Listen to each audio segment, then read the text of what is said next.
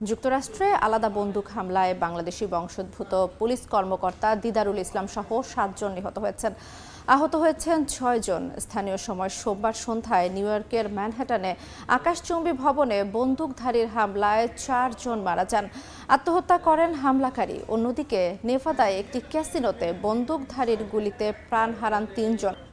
এ বিষয়ে বিস্তারিত জানাতে নিউ ইয়র্ক থেকে যুক্ত হচ্ছেন সহকর্মী হাসানুজ্জামান সাকি। সরাসরি চলে যাচ্ছে তার কাছে।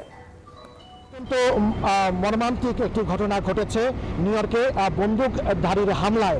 একজন পুলিশ অফিসার যিনি নিউ ইয়র্ক পুলিশ ডিপার্টমেন্টে কর্মরত ছিলেন এবং তিনি একজন অভিবাসী বাংলাদেশি অফিসারকে মরতে হলো বন্দুকধারীর হামলায়। আমি যেখানে দাঁড়িয়ে রয়েছি সেই জায়গাটিতেই ঘটনাটি ঘটেছে। সেখানে একটি বহুতল ভবনে প্রথমে সন্ধ্যা 6:30 তা থেকে 6:45টার দিকে এই হামলার ঘটনাটি ঘটে।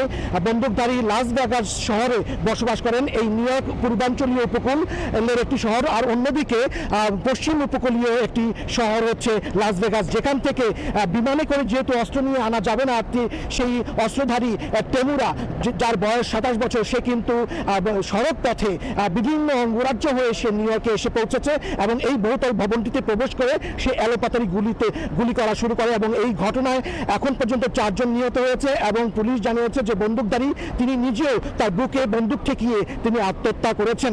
এই ঘটনায় বাংলাদেশিদের মধ্যে শোকের ছায়া নেমে এসেছে। সর্বোচ্চ সতর্কতা জারি করা হয়েছে।